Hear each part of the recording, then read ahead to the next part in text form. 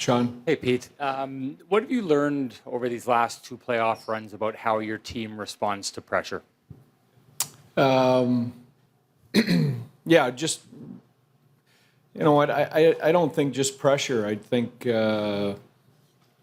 adversity, you know, we've gotten great response every time we've been in that situation in my time here. So I'm really confident in our group in those type of situations, and that starts with our leadership.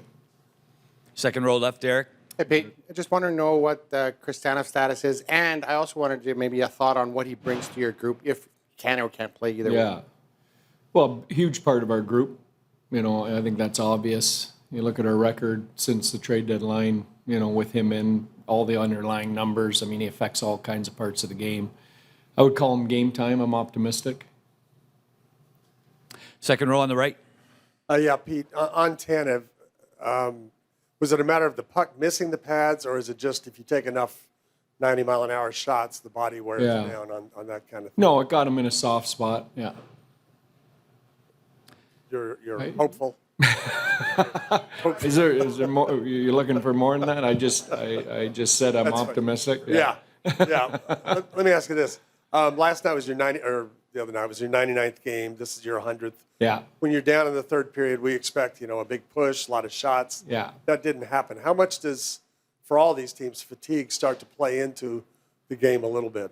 Yeah, that's a part of it. You have to give the other team credit too. I mean, they played a good game and they got better as that game went on. So I think that's on us.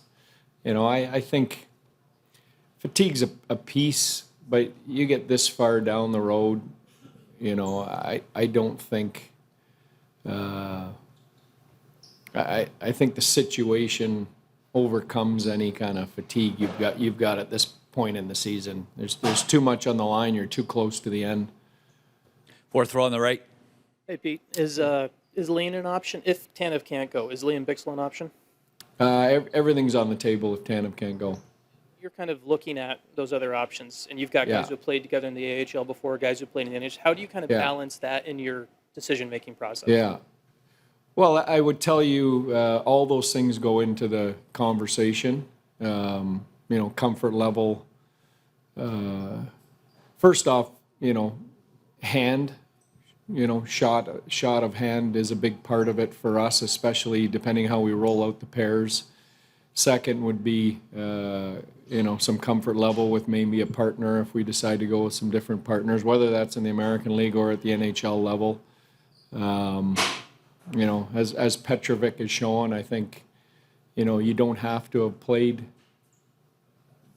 games. Petro didn't play a game all year this year and has come in and has done a fantastic job for us. So, we'll consider all those things when we're looking at the group of guys that are an option.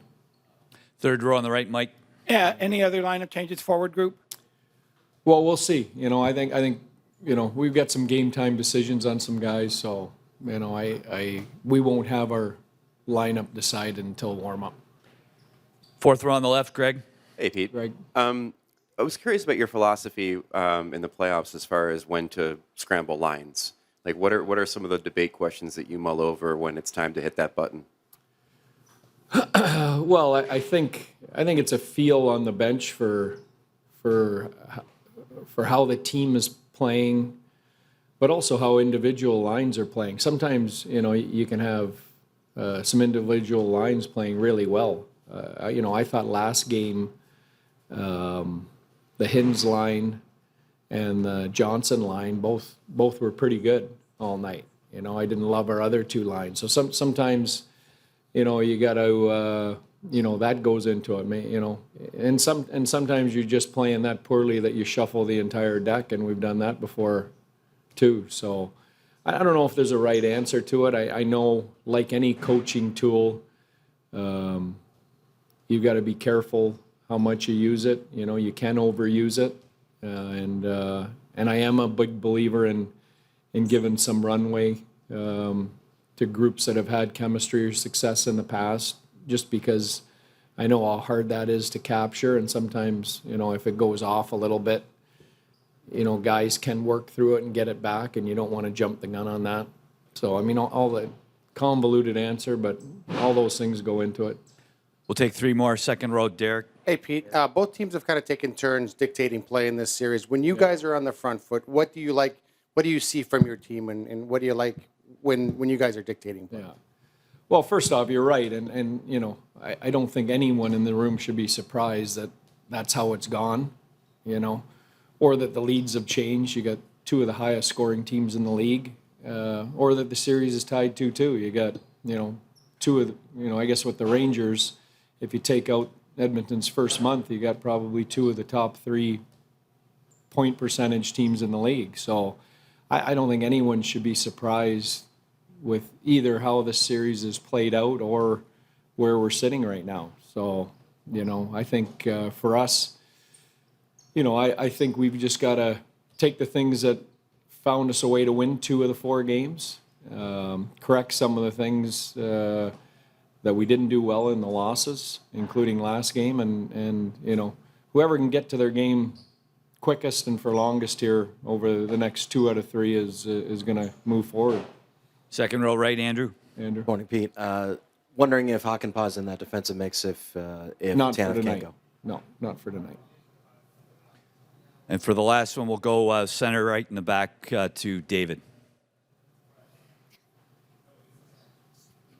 Hey, Dave. Hey, in the regular season, home ice meant so much to most of the best teams in the league, and I know it's different during the playoffs. But can you put your finger on it? Not just your team, but Yeah. home ice has not been an advantage for any team really in the playoffs so Yeah. far. Yeah, I can't put a finger on it. I can tell you this, David, you know, and I'm a big believer in this. It becomes more important the deeper a series goes, and particularly if you get to a game 7. So regardless of what the records say,